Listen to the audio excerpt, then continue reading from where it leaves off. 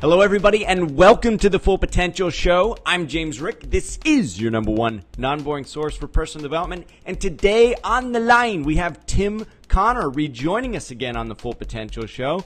And today's topic is self-esteem and how it has an impact on every area of your life. Tim should know he's written over 80 books. He's a full-time professional speaker, and he's had many international bestsellers. The title of the books that apply to what we're talking about today are How to Be Happy and Successful from A to Z and The Trade-Off, Creating a Life Worth Living. Tim, thank you so much for being on today's Full Potential Show. James, thanks for having me back. It's always a pleasure. Always a pleasure to have you on the show, my friend. And I think self-esteem is a very, very relevant topic, especially when people's net worth is falling and it could be affecting their self-worth. So let's talk about that a little bit. How is self-esteem having an impact on every area of your life? Let's talk about that first. Well, I would give you an example out of my personal life. I've been speaking full-time for 45 years around the world, and when I keep fairly accurate records of my income and resources, and I can tell you 4 or 5 years ago when I looked at the sort of the down periods of my life in terms of financial income for my business, what I discovered was every time my income was down, I could correlate it or relate it to a period of my life when my self-esteem, for whatever reason, was low. I can also tell you the opposite was true. Whenever my income was the highest it's ever been, I could always look back and say, okay, what was going on in me? What was going on in my life? I felt better about myself and so my self-esteem was high, and things worked out and did better. And when I thought I was basically a bottom feeder in life, when my income was relative to that feeling. So I think there's a direct correlation. And there's a number of great books out there on self-esteem. I just make it an important part of all my presentations and my books. But the basic premise is you and I are an outgrowth of how we feel about ourselves. They talk about love. You can't love somebody else until you love yourself. It's hard to accept other people until you accept yourself. And we could go on for hours, but every one of those issues, I can guarantee you, sales, management, relationships, money, I can bring it back to the cause of some issue in a person's self-esteem. So that's an interesting correlation that you make, because I was actually steering it away from linking self-worth to net worth. But are you saying that in a lot of ways your net worth has to do with your sense of self-worth, your self-esteem, what you think you can actually accomplish, what you actually even try to take on that can equate to a bigger income? Absolutely, and I can tell you that because there's a very fine line, James, between a healthy self-esteem and then if you take it too far, it turns into arrogance or an ego that's out of control. One of the things we know, for example, is opposite emotions. For example, we know that all anger is grounded or rooted in fear. We know that all arrogance, for example, or bulliness is all grounded in insecurity. So if we say that if this is all true from a psychological perspective, okay, then how does self-esteem impact my self-worth? Well, if I don't think I'm worthy, what I'm going to do at the outer level, at the behavior level, at the communication level, I am going to always be justifying how I feel about myself. Because the bottom line is self-esteem is how do you feel about you? Do you like you, or do you like you better if you had more money or a better address or a nicer car? I use the example when I discovered this issue. It's a true story. I used to drive a little 500 SL convertible. I just love them. They're cute.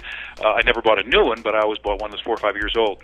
And I wanted to, you know what? I wonder if I'm a different person when I'm behind the wheel of this $100,000 car than I am if I was in a piece of junk. So I immediately went out and sold the car and bought a 16-year-old Mercury. And I can tell you, I suddenly realized that I was a different person. I started apologizing for this car, et cetera, et cetera. So what I was doing was I was associating the materialistic, the outside things to me, and it took me a year or two to finally deal with this internal issue because it was all grounded in self-esteem.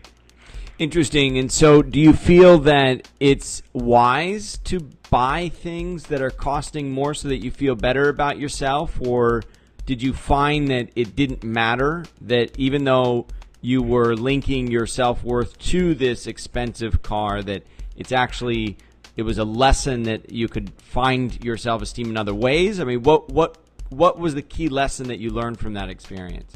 Well, I've dated a couple of women over the last 5 or 6 years, being single for the last several years, and I can tell you that a lot of people think that when they buy things, they feel better about themselves, but it's almost like a drug addict.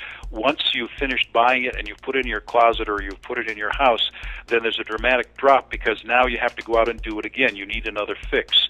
The bottom line is that why are you doing this stuff? Are you doing it because you want it, because you deserve it, or are you doing it because it makes you feel better or more worthy, or other people will be impressed by you or will respect you or like you? So again, it comes back to what's the rationale for this? Is it do I need other people's approval, so I need to do things that other people need in communication and relationships? You can't imagine how many people do things because what they're trying to do is an act of barter. If I do this for you, will you do this for me? What I need for you is appreciation or approval, and so I'm doing this crap for you.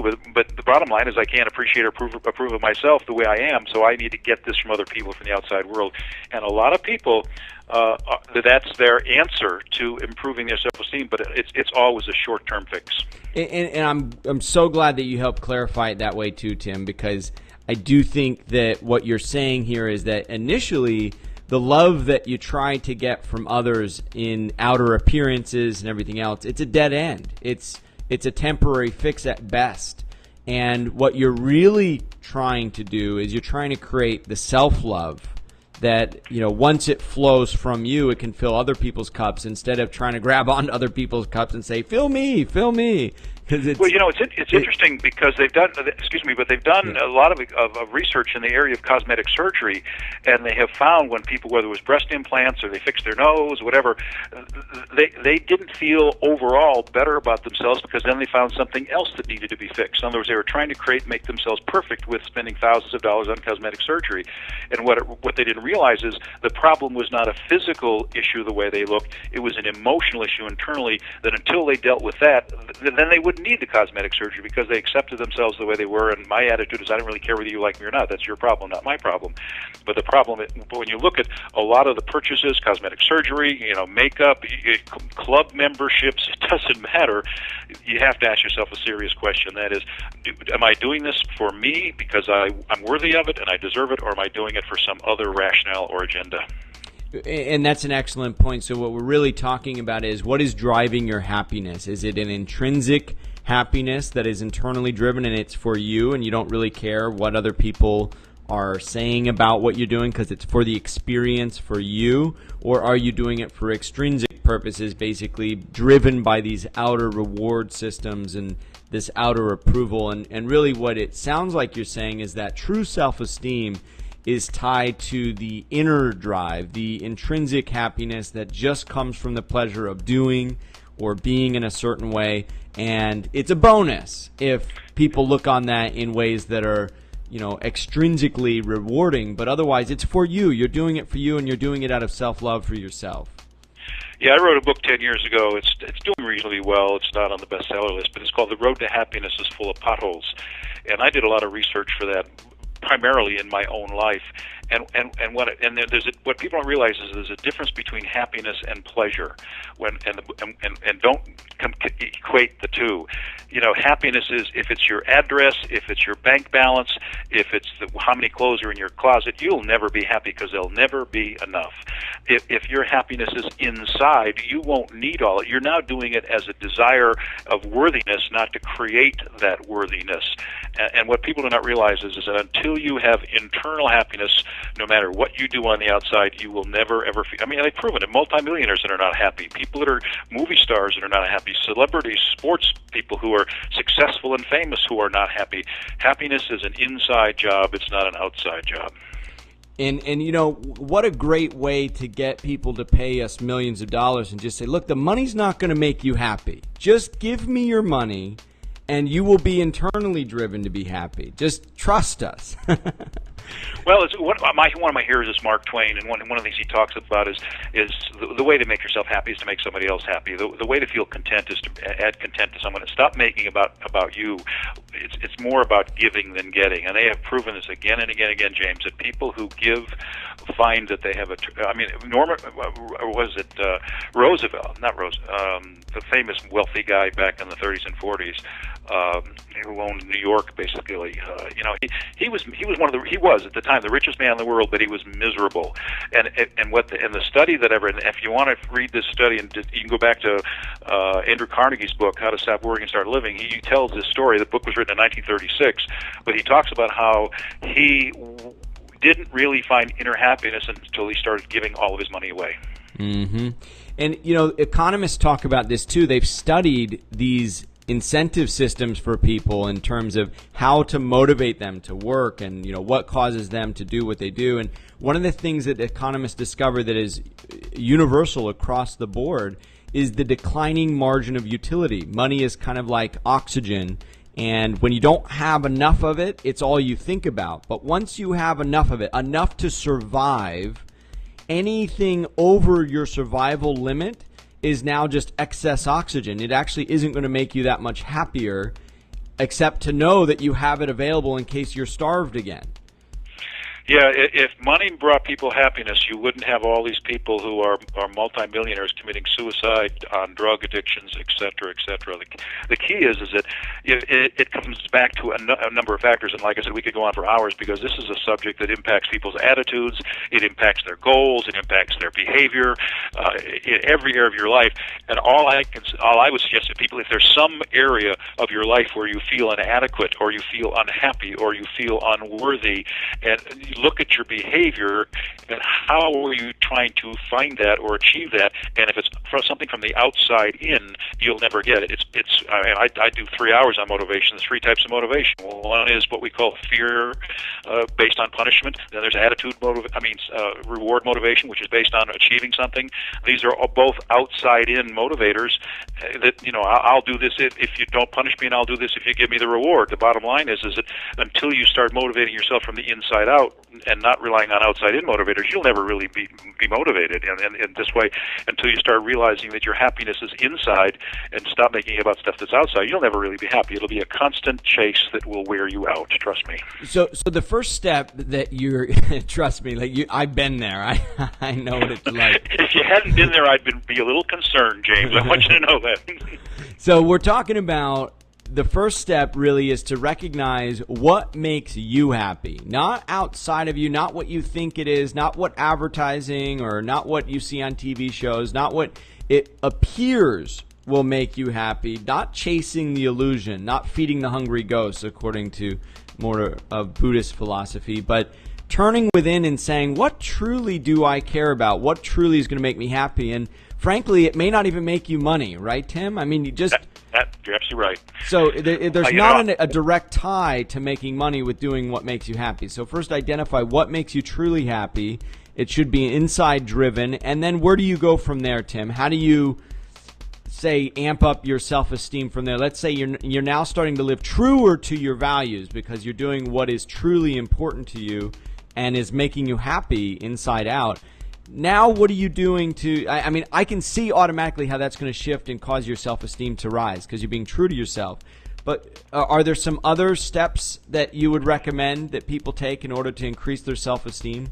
Absolutely. I can give you 2 quick examples. When I was in probably one of the lowest points in my life in 1991, my self-esteem was in the tank. I started taking ballroom dancing lessons. And as I've always liked music and dancing, but I was never good at dancing. But what I discovered as I got better on the dance floor, my self-esteem overall started to improve when there was an overlap or impact on other areas of my life. So the first thing would be find something that you can do that is not related to the cause of your low self-esteem. And so that, I knew nothing about ballroom dancing, so anything I did was going to make me feel good because I accomplished something. The second would be, for example, take up some activity, sports, learn to ski. If you've never been on a set of skis, or if you've never been on ice skates, or if you've never done anything like that, starting to do something like that, you have no benchmark in terms of how bad you are, how good you are, because you've never done it before. So as you get better at that, they have proven that when you improve one area of your life, it tends to have an impact on other areas of your life as well. And the next thing I would do would be, I wrote a book several years ago called Nitpickers and Naggers, Turn Them Off or Tune Them Out. The bottom line is get the naysayers, Get these people, and my philosophy as a speaker, as a writer, I hope you like me, James, but I really don't care, because I need to be more concerned about how I feel about me than you feel about me. Now, if you like me, that's great, but I'm not going to create attitudes and behaviors and mindsets that are driven for your acceptance of me when I don't even have that for myself. So I think that probably one of the most important things is turn off those people in your life, get them out of your life. I mean, I'm not talking about divorce, I'm not talking about moving from one state to another, but find a way to get these people in your life who do nothing but tear you down. A great book written probably 15, 20 years ago by a friend of mine, Jay Carter, was called Nasty People. And basically what he talks about in the book is get the invalidators out of your life and surround yourself only with people. We're not talking about living in fantasy land, but people who can support you, believe in you, be a cheerleader. You know, they're honest with you, but they don't go out of their way to tear you down. Get those people out of your life. And I do like you, Tim. That's the good news. Well, I appreciate that. That's okay. So just to reiterate what you're saying, we've got inside-based motivation. Get clear on what you truly value and what's really important to you. And another thing I heard you say is to develop your strengths. I mean, really focus on the things that you're good at, because you can build self-esteem out of competence. And I would take the first one, I would add to it, find out what, but also ask yourself a very important question: why? This is a major problem today with goal setting. People have been preaching goals. I've been doing it for 30 years. The most important thing is in goal setting is not what you want, but why you want it. Until you're ready to answer that question honestly and successfully, don't bother going after the what. And remind yourself regularly, because it's sometimes easy to get off track as you start engaging in the activities and the momentum picks up and it starts going on a whole different track. You can get very far from your what and why by focusing on the how. Absolutely right. And, you know, my attitude is, you know, when you're 30, certain things are important to you. When you're 60, other things are important to you. You know, don't form an attachment to something that makes you feel good about yourself, because then what happens is you have to, every 2 years you have to get a new car. Every 4 or 5 years you have to take a vacation someplace. What you're doing is you're creating a sort of a pattern in your life that reaffirms this thing, as opposed to, probably 2 months ago, I decided, I've never been to Costa Rica, so I just decided I wanted to go down there. I went down there by myself, and I spent a week, and I met some wonderful people who were all poor, but they were friendly, and they were happy, and they were nice. I've met more nice people in that trip down there than I've met in some of the best resorts around the world speaking. You know, but because these people, you know, they were fundamentally nice people, and they didn't apologize for their poverty level or for their economic status. They didn't, and they didn't equate ego to having things or more. And it was just a wonderful pleasure to see people who are really nice, and that niceness and that love and that acceptance and appreciation is not tied to something external. Funny you should bring up your Costa Rica trip. I'm actually here in Jaco Beach, Costa Rica right now. Oh, thanks a lot. I really appreciate that. That was nice of you. but I won't get attached to it, Tim. That's all right. I guess I would. My favorite quote from my mentor and muse, Mark Twain, said, 20 years from now, you'll be more disappointed by the things you didn't do than the things you did do. So set sail, leave the safe harbor, you know, dream, discover, and explore while you can. And it's okay to have those. That's a shifting field. You know, you could have something that's suddenly become more important to you or less important to you. What people do is they tie themselves intrinsically to things that will not give you what you want. I had a former wife that every time she spent money, she felt good for 15 minutes. And, you know, after driving me into the poorhouse, I said, "This is ridiculous." Well, and that's a great point too. You can't be with a partner who is intrinsically motivated, extrinsically by the outer rewards and, you know, shopping and stuff like that, if you're trying to be true to yourself, and then in that process you're trying to make them happy, and they're doing things that isn't intrinsically motivated, it's more outer motivated. Now you've got a conflict. And this actually is the source of a lot of relationship conflicts. How they handle money is only a surface ailment to that deeper, you know, am I doing what's making me happy? Am I just trying to make my partner happy? Who's doing things to make others happy and spending my money in the process, you know? You're absolutely right, because, you know, the bottom line is that my job is not to make you happy. My job is to be happy and then bring a happy person to the relationship. But you're 100% right.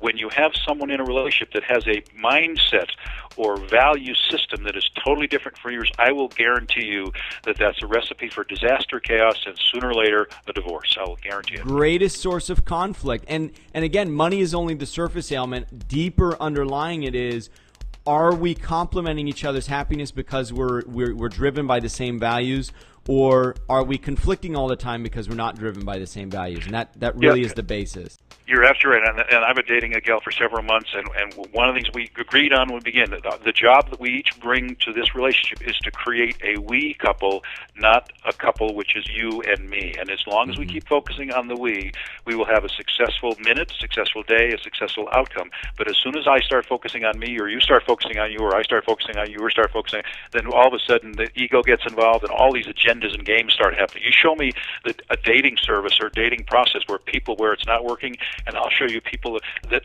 are focused on individually themselves or their partner, and not the entity that's created when two people come together. And it really is a different sort of identity for both people.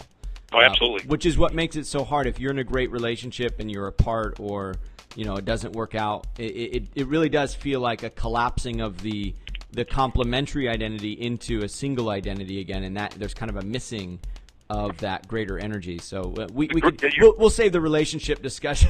We have a whole. Well, I'd like to give you one quick illustration, if I can. There's a great old legend that happened several hundred years ago when a Native American chief, Indian chief, befriended a cavalry guy, and these guys had this 25-year relationship, best friends. When the cavalry was designed, their job was to kill the Indians, and then the cavalry guy died, and they interviewed the Indian chief. Says, "Well, why did you guys have such a great relationship?" And his response was classic. He said, "I liked me better when I was around him." And if that's the kind of relationship you create, it's heaven on earth. It's not about me, it's not about you, but you make me like me more, and that's helping build me from the inside out. Great point. Yeah, and it's something that brings out more of that love in yourself, and you can share that with somebody else when you're full. And this goes back to self-esteem as we kind of wrap up the show here. Self-esteem really is internally driven. You cannot get it from other people. You can only give it to yourself. That's what I'm hearing throughout this conversation. And for anybody that is struggling with that self-esteem right now, because I have heard you mention too, Tim, there was a few times in your life when it was low. In other words, self-esteem is not like, okay, you get it and now you keep it and you grow it and it's a pet. It's something that comes and goes depending on how focused you are on your internal happiness. And when we talk about internal happiness, we're not talking about pleasure-based. We're talking about something that is working on or towards your higher values. Absolutely right. And pleasure is not necessarily a higher value. Pleasure is something that is a short-term gain, but in the long term, it can actually cause unhappiness. You're absolutely right. Pleasure, whether it's gambling or alcohol or sex, it's a temporary fix that you have to keep doing it again and again and again, as opposed to doing it because you have a different rationale or motive for doing it rather than the outside. Pleasure's. I'm not saying pleasure is not a good thing, but I'm saying if you're using pleasure to find happiness, you're way.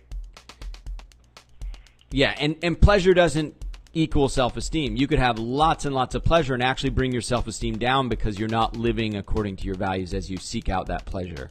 You're absolutely right. All right, Tim. Well, this has been a fantastic interview. It's always a pleasure, James. Thanks for having me. Well, before you run, because I'm not going to let you run yet, we've got some free gifts to dole out that you've so generously extended to folks that are listening today. To win Life's Prize, you have to pay Life's Price. It's a 44-page ebook. Tim, how do they get it? Just send me an email with requesting the free ebook that we offered them and referenced your show, and I will email them back to them as a document, as a PDF file, and they can just email me at Tim@TimConnor, that's CONNOR.com, and I hope they enjoy it. Tim@TimConnor.com. Grab a free copy of the PDF. To win Life's Prize, you have to pay Life's Price. You can learn more about Tim at TimConnor.com. That's TimConnor.com. All right, Tim, now I'll let you go. Tim, it's been great having you on the show. Enjoy Costa Rica. I will. Thanks, Tim. Bye-bye. See ya. Well, that concludes this week's episode of The Full Potential Show, your number one non-boring source for personal development. I'm James Rick, and if you want to get more positive programming for your brain absolutely free on a weekly basis, just visit fullpotential.com. If you like The Full Potential Show, you're going to love the Full Potential Club. What would you like most as a Full Potential Club member? Be 2 to 3 times more productive? Do what you're passionate about? Have more energy? Reduce your work hours? Travel the world? Enjoy an amazing lifestyle on a frugal budget? What if you could do them all? James Rick has been there and done it in ways that few people have. For anyone serious about taking their life or business to the next level, you know you've got to do more than just watch. You've got to do.